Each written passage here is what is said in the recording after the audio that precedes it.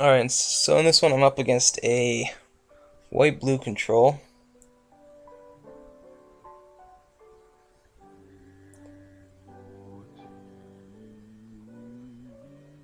And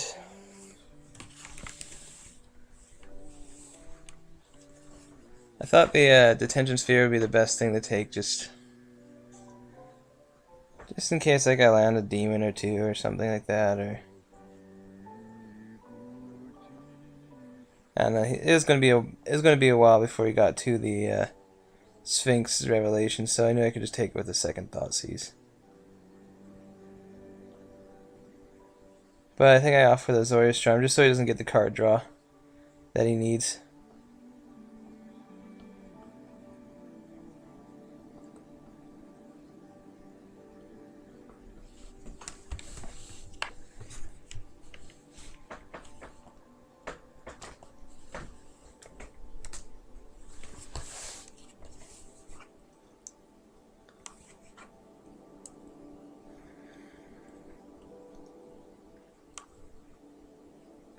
So I want to keep that Hero's Downfall on top just in case of like a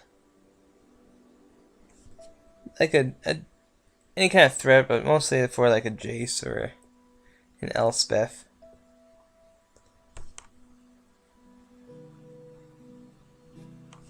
I already have 5 lands, so I think it should be good. That's why I threw that one on the bottom. And I just had to start kind of pinging away at his life total.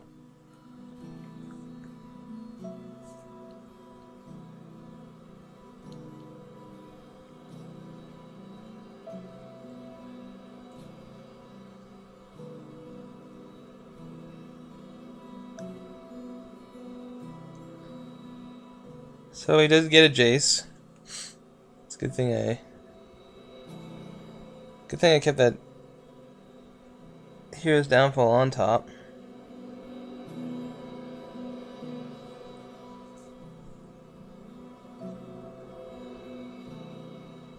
And he took the Thassa.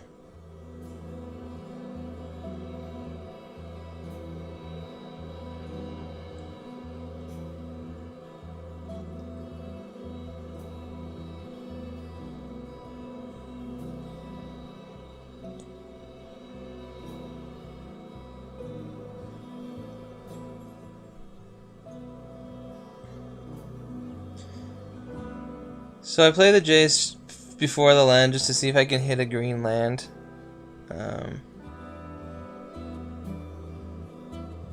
So I can have my double green for being able to cast and protect the Reaper. But I didn't hit that. I found a demon.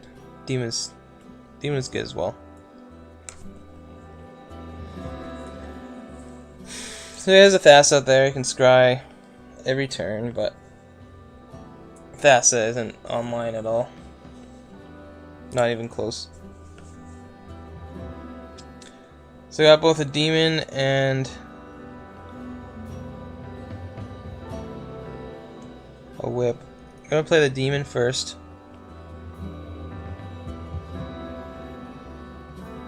+1 my Jace just so I can keep him alive for a bit.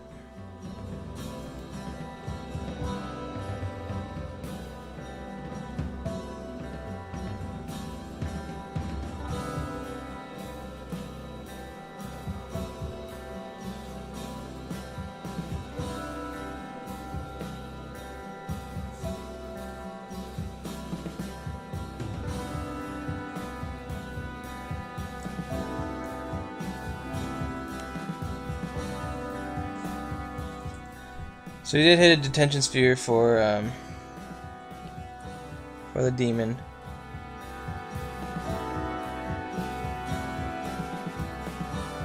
I do have 3 Golgari Charms and 3 Abrupt Decays in the deck.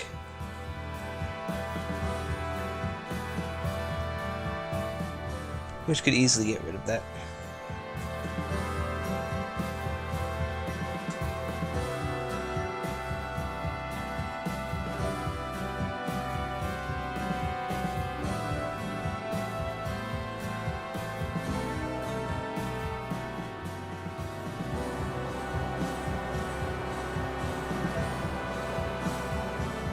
So I took the one with the land and the Caryatid just so I was able to cast my my Aetherling.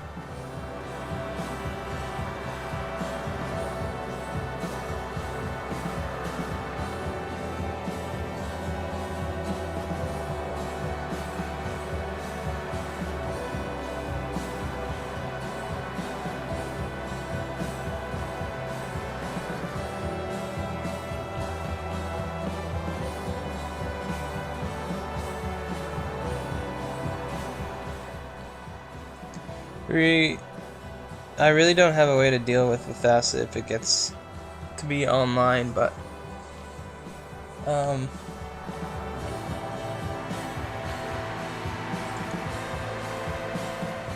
really have to worry about that with this build. It doesn't seem to have a lot of creatures that I saw anyways.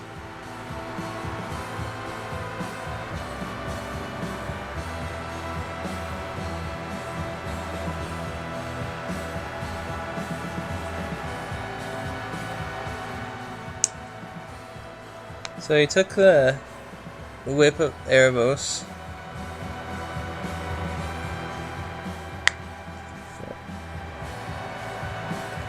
It's not too big a deal. I can still land an Aetherling and be in good position.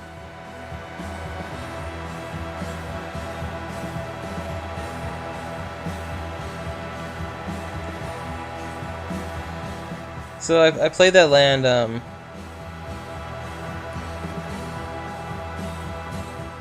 untapped just so I had 2 chances to exile my Aetherling if for some reason he had a couple instant speed removals.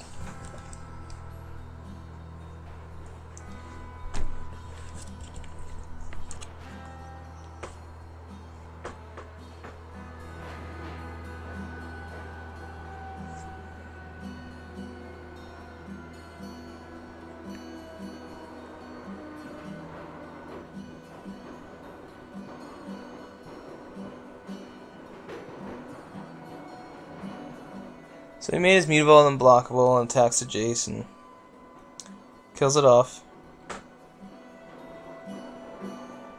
Or just brings it to 1, I think.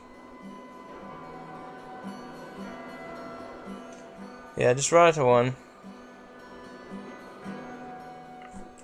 I'm just drawing land, so I'll just swing in with an Aetherling. He's at 17, and so I don't pump the Aetherling all the way, because either way it's going to take at least 3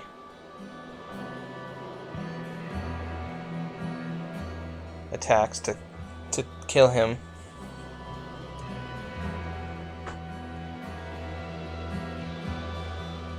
I guess it would take 2 if I pumped him to 8 and both him and the Almond Speaker are able to get in.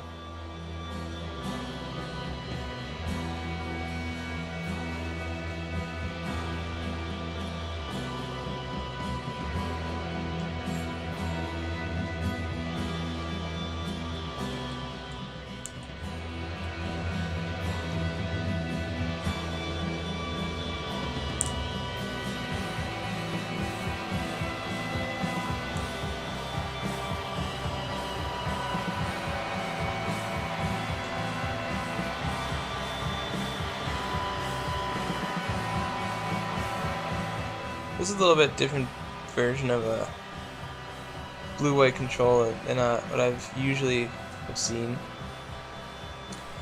So he did have a Nightveil Spectre, which is a little different for them. Unless it's like a new addition that they had and I just haven't seen yet.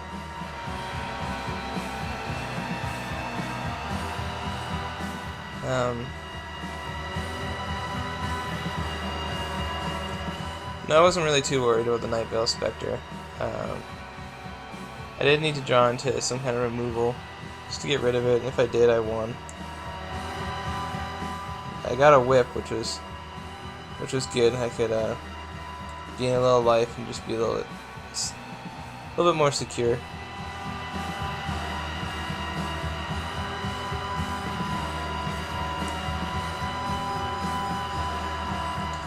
So you can see it's right there. Nice. And so I bring in the mist cutters just because of the Pro Blue. The rest is just to disrupt his hand, and thought about bringing in Erebos just to prevent the life gain from Sphinx Revelation, but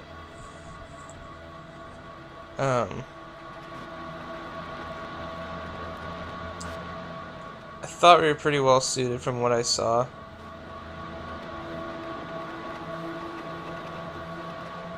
The Abrupt Decays and Golgari Charms were good against like the Detention Spheres, and I removed the Ultimate Price just because the only creature that I did see was the Night Veil, and it doesn't hit that, or the Mutavault that he had.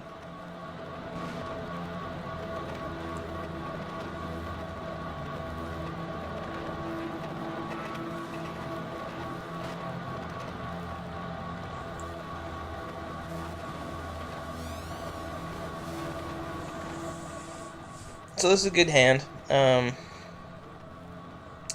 Got 3/2 drops, and one of them is the Caryatid for the ramp. So giving me 4 mana to play a demon if I draw it, or maybe run out the Reaper.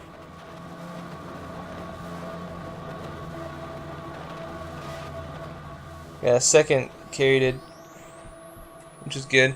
Gets me closer to that 6 mana I want for the Reaper.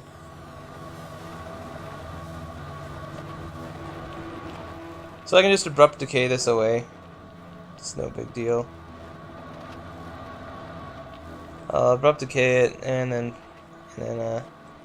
play the Caryatid as well.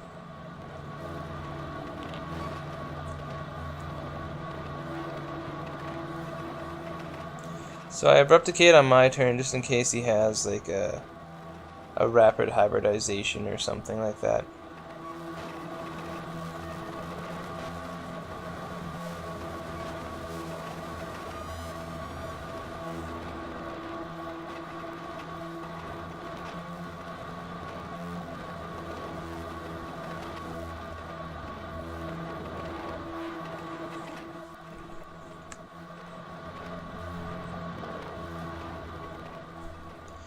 So he has a Master of Waves, Night Veil, and a Cyclonic Rift. I'm not too worried about either the Night Veil or the Master of Waves. Golgari Charm can take care of the Master of Waves. Abrupt Decay can take care of the Night Veil Spectre. So the Cyclonic Rift was really the only thing I can't really deal with. And so that's the way I separated a Cyclonic Rift, and then Spectre and Master of Waves, and he took the Spectre and the Master of Waves, which it was completely fine by me because, like I said, I can deal with those.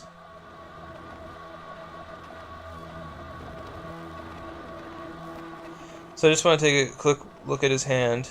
I know he has the Waves and the Spectre, and so I can take care of the Pithing Needle if I needed to, but it's a Supreme Verdict that I just don't like, so took that.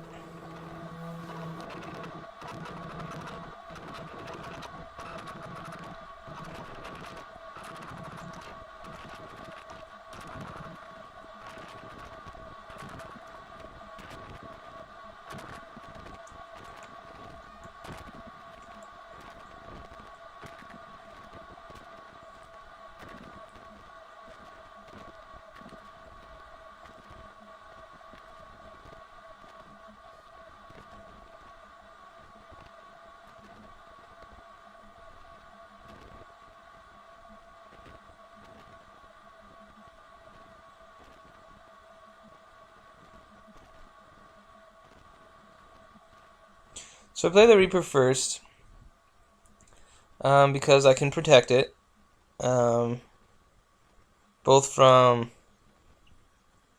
a Supreme Verdict or anything that will target it.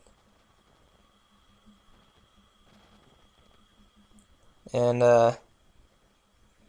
if he somehow does remove it, I'm getting rid of removal, and we'll be able to play the demon next turn, which is a little bit faster of a finisher, especially against this deck that doesn't have a whole lot of creatures to sacrifice to slow down the demon.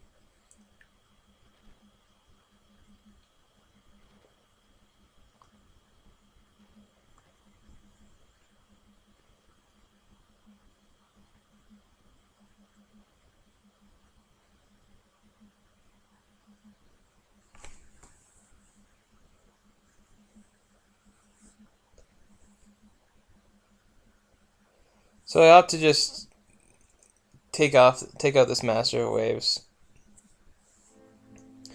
Because then I can try and dig into something that'll be a little bit better, like maybe another Golgari Charm, or a Whip to gain some life, But I think I actually do get lucky here, and on the last one find a Golgari Charm. So I keep that.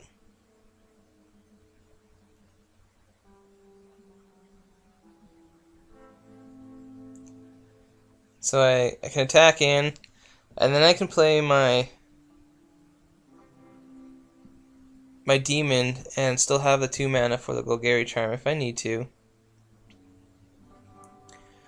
Probably would have been safer not to play the demon and hold the mana for both the Hexproof for the Reaper and the Golgari Charm if I needed to. But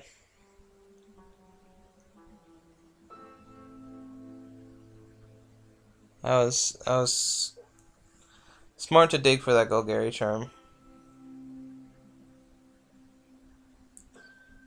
Probably could have, I don't know. I probably could have kept the Golgari Charm and not killed the Master of Waves, and he might have Supreme Verdict anyways and just would have killed all his creatures.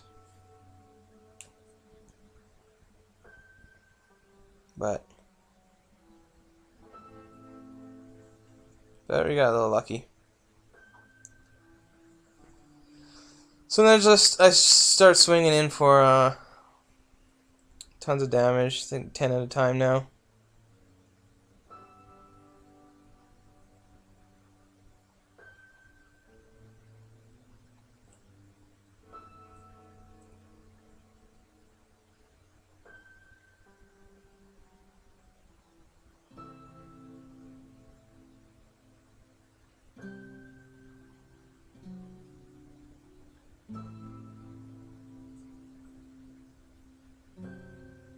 So I don't think he drew into anything because... Oh, I think he drew into a Sphinx's Revelation. That's what it was. Yeah.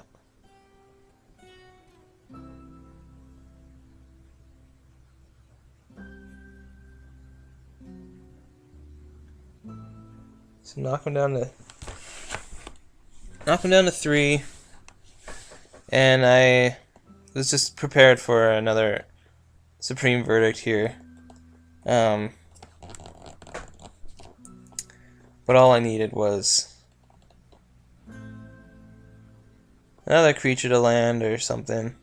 So I was able to scry into something.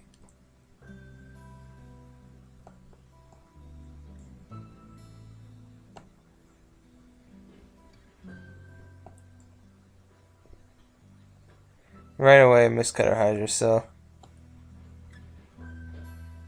that was just perfect because he can't counter it and can't really do much to it, which is awesome. And when he dropped the creature, I was a little worried, but then once I saw it was a Nightveil Spectre, it can't block the Mistcutter, so it was just perfect.